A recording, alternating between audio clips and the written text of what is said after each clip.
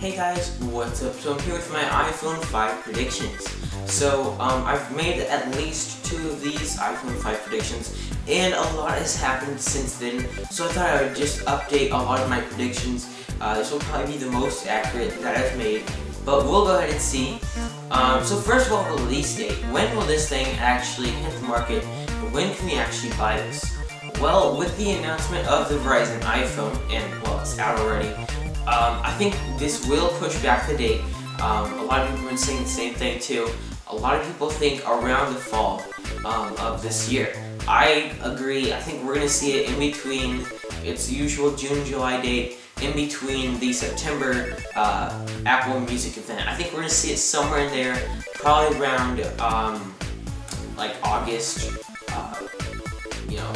We might see it a little bit later. I believe usually they do announce the iPhone in June, but with WWDC, on the Apple's homepage, whenever they were announcing it, they didn't say anything about talking about hardware. All they said that was going to be the future of Mac and iOS. So we don't know if this is going to be hardware related. Apple usually does say, we're going to be talking about, iPhone, WWDC. We didn't see that this year, so that might have been because of their pushback release date. They could, just forgot about that, just didn't decide to put it in there. We really don't know, but I do not see the iPhone 5 being debuted at all at WWDC. Just throwing it out there. So processor and RAM, I think Apple needs to step it up again this year. The A4 chip was really good, but I think that with all these dual-core smartphones out there, that Apple needs to get out there with the dual-core chip. So I see the Apple A5 really fast, 1 gigahertz. They might underclock it, but it is a dual-core chip. Also for RAM, I can see an improvement, maybe like 768, maybe even a gigabyte. We'll see how that works out. Just to add some more processing power, really. But we'll see how all that works out.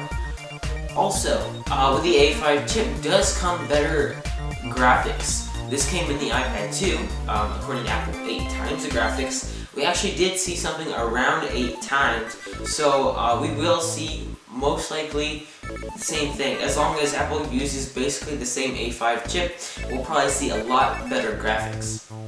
A lot of people have been saying that there's going to be a better, well, at least a larger screen on the iPhone 4. And I agree. At the time of the first iPhone, the screen wasn't really small at all. But with all these big phones coming out, like the Evo, the Thunderbolt, all these really big Android phones, the iPhone screen is starting to look even a little bit small. I think that Apple will put the screen from edge to edge, but I was looking at my iPhone and that didn't quite look enough. I don't really see them changing the resolution of the phone, especially because all the apps are going to, not look as good if they're stretched out.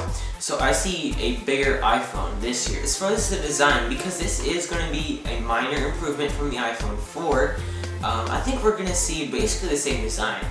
Obviously, Apple will fix the antenna issue, but a lot of people have been saying, there's going to be a Chrome back or something. I don't really see that. I think they really liked the idea of having the antenna on the outside. Personally, I liked the idea. It saved a lot of space. If they can just fix that up, then it should work, fantastically. And if they can do that, that'd be great. We might see the iPhone 5, which we don't know what that's going to be called, by the way, get a little bit thinner. I believe there is a smartphone or two that did beat the iPhone as far as its thickness, but I think we will see a thinner iPhone 5. Now on to the cameras. Personally, I see a much better camera. I think Apple will increase the megapixel count as well as the lines of resolution for the camera on the back-facing, but also in the front-facing camera. We've seen, on the new iMacs, the 720p front-facing camera. I don't think we're going to see 720p on a front-facing camera quite yet. Apple can still just surprise us right there. But I think we will see a much better camera there. Right now it's VGA, and that's not really the greatest resolution out there. I think that Apple can do a lot better on that, and I'm pretty sure they will, because the camera, it's it's really grainy, especially if they want to put a Retina display in the iPad 2, even just, or on the iPad 3, excuse me, or even just, FaceTime with someone with the iPad.